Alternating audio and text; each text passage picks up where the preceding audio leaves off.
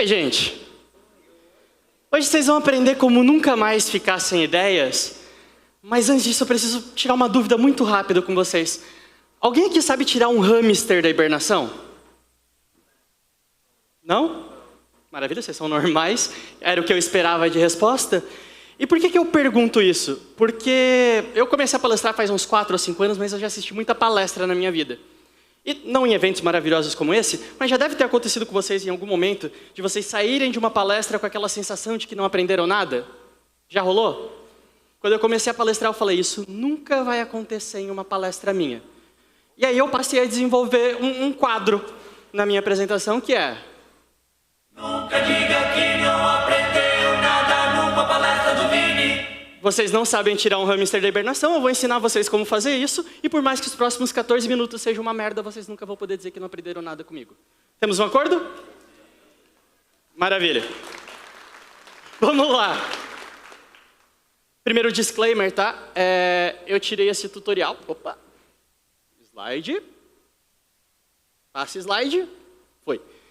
Eu tirei esse tutorial do WikiHow, então assim... Ai, Vini, você matou meu hamster. Tenho nada a ver com isso. Reclama com a galera do WikiHow. Primeiro passo para tirar o hamster da hibernação. Você tem que se certificar de que ele de fato está hibernando. O hamster, quando ele está hibernando, ele fica mais gelado. E aí você coloca o dedinho nele assim, você vai sentir a temperatura.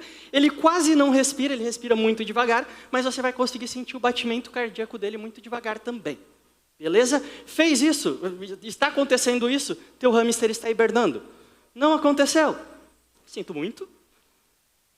Aí você vai pegar uma garrafa de água quente, colocar do lado do hamster, o hamster tem que estar embrulhadinho num paninho, o calor da água vai sendo transferido aos poucos para a toalha, que vai sendo transferido para o hamster, deu umas 3, 4 horas mais ou menos, ele vai acordar meio de ressaca assim, você pega uma seringa, coloca leite na boca dele, se tudo der certo você vai ter um hamster feliz, se tudo der errado ele morreu mesmo, desculpa, mas é assim que se tira um hamster da hibernação. Alguma dúvida? Tudo certo? Maravilha. E eu gosto de começar a minha palestra assim, porque, de fato, vocês nunca vão poder dizer que não aprenderam nada comigo.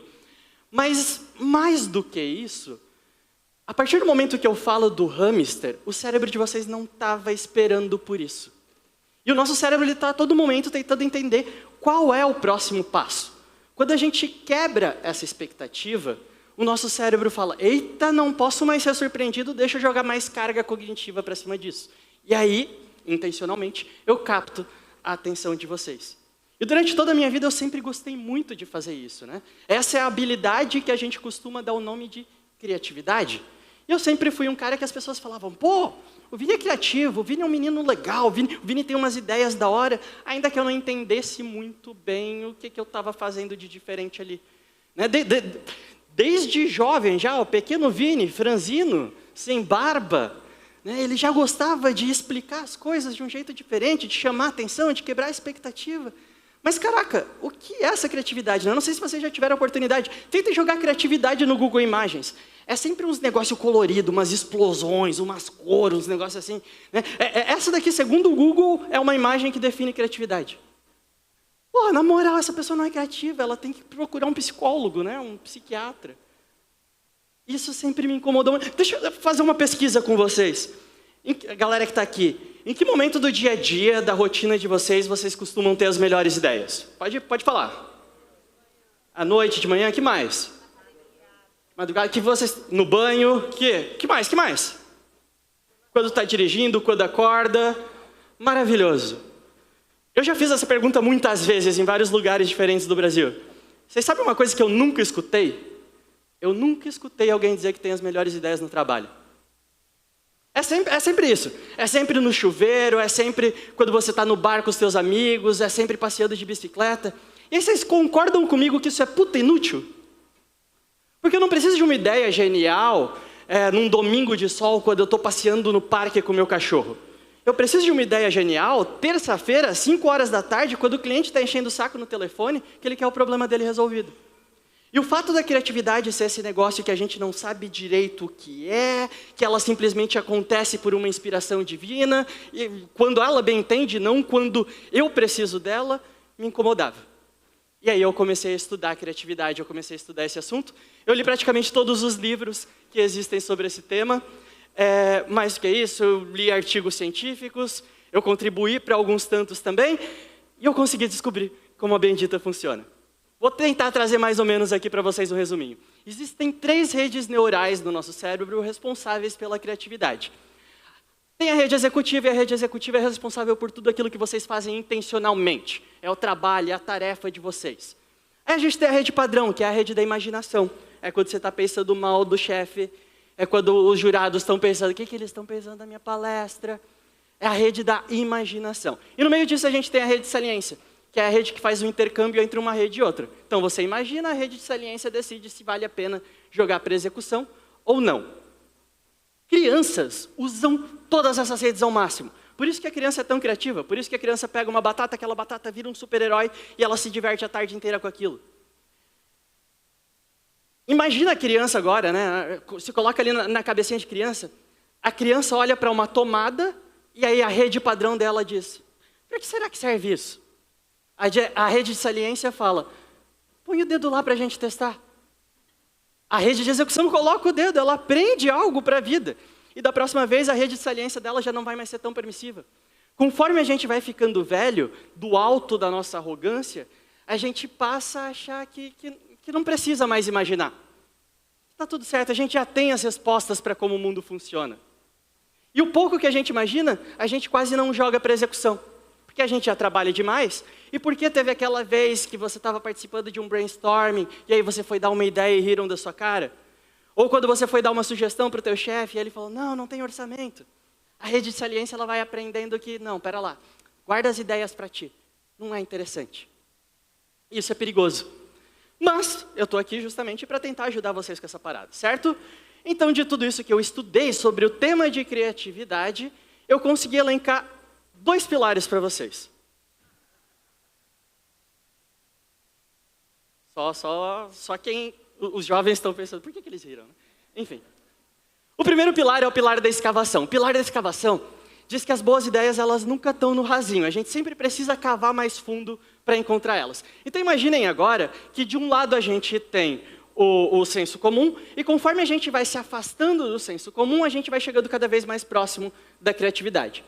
Se eu pedisse para vocês todos agora escreverem uma lista de meios de transporte, muito provavelmente o que ia acontecer é que os primeiros meios de transporte que vocês iam escrever ia ser carro, moto, avião, bicicleta, e eles iam vir muito rápido na cabeça de vocês. Tá.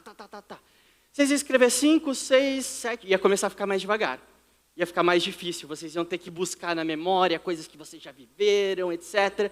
Mas ao mesmo tempo, né, que ia ficando mais difícil, eles vão ficando também mais criativos. Porque a gente sai do senso comum e você passa a usar todas as experiências que você já viveu para construir algo diferente. E aí vai chegar o trem, o cavalo, o skate, o teleférico, o pedalinho, e por aí vai. Até que em algum momento vai surgir a máquina do tempo, o tapete mágico, o dragão, bungee jump. Lá nos bastidores eles falaram, mas o bungee jump não é um meio de transporte. Faça a palestra de vocês, na minha ele é. Mas o meu ponto aqui é, a criatividade funciona assim.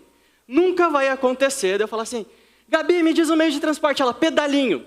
Não é assim que funciona. A gente sai do senso comum e a gente chega na criatividade. Então algumas pessoas me falam, Vinícius, eu não sou uma pessoa criativa. Será que você não é uma pessoa criativa ou você está parando nas primeiras ideias onde ninguém é? Isso faz uma diferença fundamental aqui, tá? Isso acontece quando a gente está falando de meio de transporte, mas isso acontece também em outros casos, né? Eu tenho um cliente que ele é meio envergonhado para pagar. Não sei se vocês me entendem.